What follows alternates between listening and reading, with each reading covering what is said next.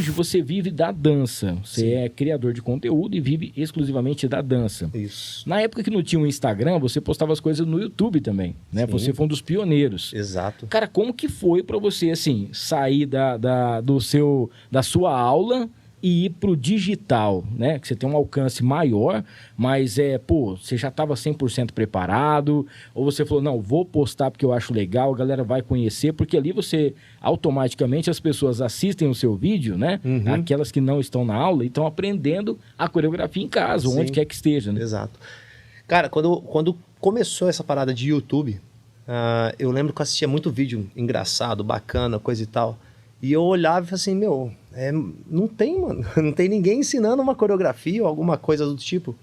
Foi onde que bateu a minha ideia. Um dia eu filmei eu e um amigo meu numa academia e postamos. Começou a bater no YouTube e criei o canal, mas não tinha nome até aquele momento, eu só tinha criado e colocado. E começou a vingar uns gatinhos ali, pingado e curtido e tal. E nisso eu fui postando vídeo aleatório, sem me aprofundar naquilo. E como eu falei, eu não via... Na minha época, cara, para mim, por exemplo, pegar a coreografia, para mim passar na aula, eu tenho como, vou dizer, como referência o Rogério do Filhos do Sol, que é de São Paulo. Eles são de São Paulo e na época eles faziam um programa na TV. E passava toda quinta-feira, se eu não me engano, eu não lembro qual era o dia da semana, se era quinta ou sexta. Então, para mim pegar a coreografia, para mim colocar, eu queria sempre estar ligado na coreografia que estava rolando lá em São Paulo, velho. Sim. Eu quero o que tá lá. E eles passavam, eu filmava, eu gravava no videocassete, gravava em fita, e depois as tirava e passava na aula. E era a forma que eu tinha de adquirir conteúdo para minhas aulas. É o recurso que você tinha naquela época, né? Exatamente, é o recurso que eu tinha. Aí, quando eu vi o YouTube, eu falei assim, eu vou começar a criar essa parada aí e jogar no YouTube. E o negócio começou a dar certo quando eu postei um vídeo sozinho e aí deu uma quantidade maior. Eu já estava dando aula na Brasil Fitness na época. Eu peguei na época, coloquei a minha ex-mulher, a mãe da minha filha, a Aline, e uma outra moça que dançava comigo também, que fazia aula comigo, chamava Aline também. E a gente montou um trio, botou um vídeo, não me lembro a primeira música que foi, mas o negócio começou a viajar, cara. Começou a estourar, visualização alta. E naquela época, a visualização alta era... Nossa Senhora. 10 mil. 10 mil já era uma visualização alta pra porque caramba. era novo também, Exato, era uma coisa nova. E aí um rapaz, um parceiro de Campo Grande, ele entrou em contato comigo, ele falou assim, propôs assim, eu quero te ajudar, cara. Eu mexo com edição, coisa e tal, filma e manda pra mim. Aí a gente filmava, mandava pra ele através, eu não lembro o formato, mas acho que era através de Drive ou por e-mail, eu não lembro. Ele recebia o material, ele editava, fazia uma ediçãozinha top lá, e a gente postava. E assim começou a equipe Marreta no YouTube, cara. As coisas foi vingando, e ali começaram a surgir outras pessoas fazendo o mesmo trabalho, bem bacana. E hoje não é o meu foco. Aliás, o YouTube deixou de ser meu foco há muito tempo, Hamilton. Muito tempo mesmo. Até porque na época a gente conseguia monetizar. Sim. A gente conseguia muito monetização, porque o YouTube não era visto muito pelos artistas para divulgar o trabalho deles. Sim. A partir do momento que os artistas começaram a lançar suas músicas no YouTube, como os nossos vídeos tinham as músicas, os detentores de direitos autorais, toda a monetização que a gente lançava dos vídeos era convertido pro dono da música. Sim. Isso aí foi dando uma brochada, digamos assim. Mas nunca deixei de postar. A gente continuou, foi tendo mudanças de equipe, coisa e tal. Mas assim nasceu a equipe Marreta ali no YouTube, cara. E isso de lá pra cá são quantos anos já?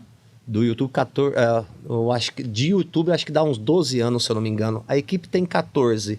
O YouTube, desde quando surgiu o YouTube tem mais de 12 anos, eu acho, acredito, se eu não estiver falando besteira. Mas há 12 anos que a gente tá. Depois até olhar direitinho, que agora você me pegou, velho. Mas acho que é isso aí, o canal tem. E quando foi que você já estava lá, já estava começando a postar as aulas? coreografias e tudo mais, né, que tinha, né, nessa época. E quando foi que, por exemplo, você recebeu os primeiros convites para poder fazer eventos, por exemplo, assim, ó, vamos ter um carnaval, vamos ter um festival, vamos ter uma apresentação, vamos ter alguma coisa nesse sentido. Eu queria que a sua equipe fosse lá para poder fazer animação, agitação, ensinar. Na verdade, antes da gente entrar no YouTube, essa equipe que nós formamos, né, eu e as duas meninas, a gente fazia freelance com bandas. Ah, sim. Cara, na época não tinha muita banda, mas não tinha bailarino para todo mundo. E como eu trabalhava fixo até uma certa época, eu parei de trabalhar fixo em banda, formei essa equipe e a gente começou a trabalhar como freelance. E aí a gente ia nas bandas, hoje show em tal lugar com tal banda, vamos embora, vamos trabalhar. E assim começou. Quando a gente começou a fazer sucesso com a equipe Marreta, começou a aparecer propostas bem mais bacanas. Bandas de Votuporanga, ligando a região. Mas o negócio aconteceu mesmo de fazer carnaval, cara, que eu mais gostei, sempre amei fazer carnaval com banda. Mas o carnaval que apareceu sendo a minha cara que eu gostei, é igual a gente vem fazendo em Tabapuã, cara. Nos últimos 3 anos aí, tirando a pandemia que ficou parado, é um som eletrônico, microfone na boca aqui, animando a galera e a equipe dançando em cima do palco ali, cara. Isso é bom demais, cara, porque por mais que você esteja num palco junto com os cantores, é massa, mas você não tem aquela comunicação como é que fala? Vocal com o público, né? É o cantor. E eu dançando e tendo essa comunicação com a galera, colocando ela pra cima, é maravilhoso, cara. É porque assim, com a banda, você faz parte do show da banda. Agora ali não, o show é de vocês. O show somos nós, exatamente, cara. E ali você sente também se a galera tá dançando, tá curtindo, porque ali, quando você tá com a banda, já é o cantor, né? Sim. Se a galera não estiver curtindo a música... Nós somos o segundo plano ali, na verdade. E ali, um trabalho que a gente faz hoje, a gente é o primeiro plano, né?